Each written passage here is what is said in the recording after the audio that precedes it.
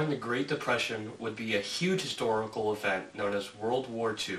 Empires looking to expand all over Europe and Asia.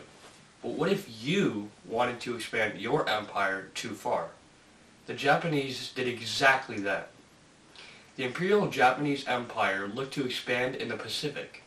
Unsurprisingly, in 1940, the United States grew cautious and moved their naval base from California to Pearl Harbor, Hawaii. This soon led to a dreadful day on December 7, 1941, when the Japanese used their Air Force and Navy to attack Pearl Harbor, which soon led the United States to declare war on the Japanese on December 8, 1941. But why did this happen? Why did Japan attack Pearl Harbor? The main culprit is World War I. World War I, said to be the war that ends all wars, was far from the truth. This war involved 32 countries, which mainly were the Allied powers, which were made up of the United States, France, Great Britain, Russia, and surprisingly Japan, who was allied with the United States during this war, and the Central Powers, which were made up of Germany, Austria-Hungary, and the Ottoman Empire. The war, lasting 4 grueling years, which took place in Europe, Asia, and Africa, fortunately came to an end on November 11th in 1918. But of course, this war isn't the reason why Japan attacked the United States in Pearl Harbor.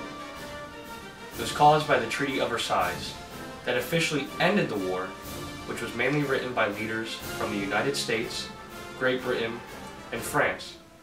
Japan didn't feel as they were involved with the treaty, and so their anger began to rise against the United States.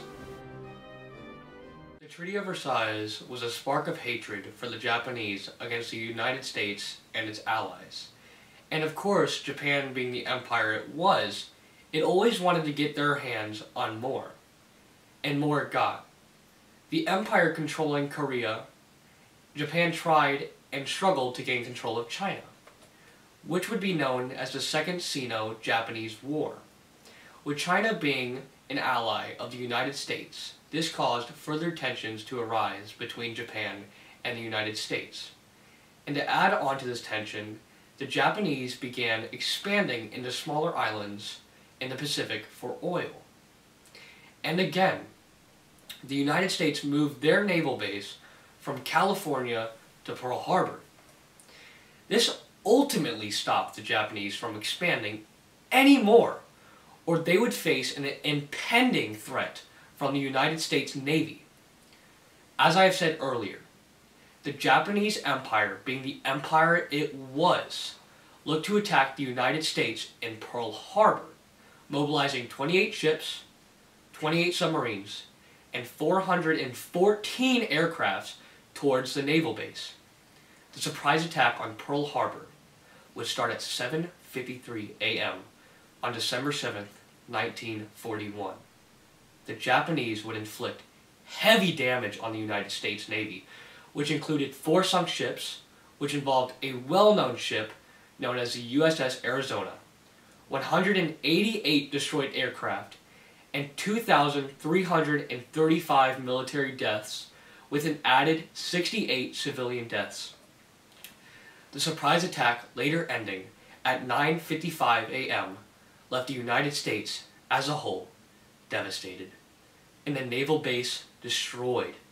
The attack would later be addressed on the following day, on December 8, 1941, by President Franklin D. Roosevelt, which would be known as the infamy speech. Yesterday, December 7th, 1941, a date which will live in infamy. The United States of America was suddenly and deliberately attacked by naval and air forces of the Empire of Japan. December 7th, 1941, a date which will live in infamy, as President Roosevelt once stated. This attack drove Congress to wage war, leaving the Senate vote 82-0 to declare war, and the House of Representatives vote was 388-1 to declare war. But who's that one person to vote no?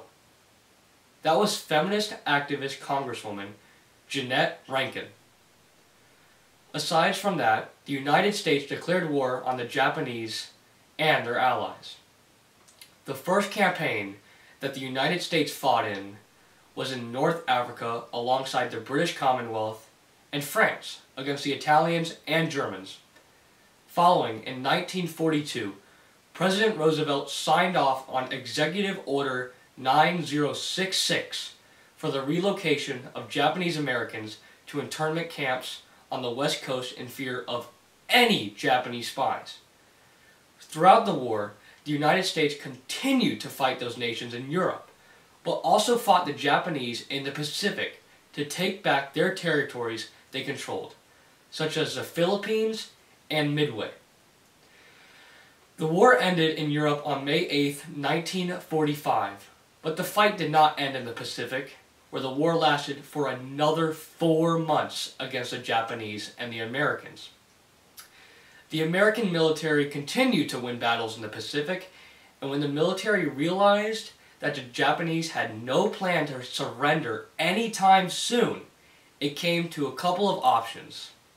Continue the fight in the Pacific, which might last another year or two, or use the secret superweapon the United States was building, the atomic bomb, which was named under the Manhattan Project. The choice was obvious and made. Use the bomb. The first atomic bomb was dropped on the city of Hiroshima on August 6, 1945. The next atomic bomb was dropped on Nagasaki 3 days later, after the Japanese made it clear that they would not surrender after the first drop. Over 200,000 Japanese citizens died on the dropping of the bombs, and the Japanese Empire could not take any more. So, the Empire surrendered on September 2nd, 1945, concluding World War II. The Allied powers have won. What are the long-term effects after Pearl Harbor and when America joined the war effort? America experienced high employment rates due to supporting the war effort. Unemployment was finally less than 5% since the Great Depression. As Harry S. Truman once stated, America was not built on fear. America was built on courage, on imagination, and an unbeatable determination to do the job at hand.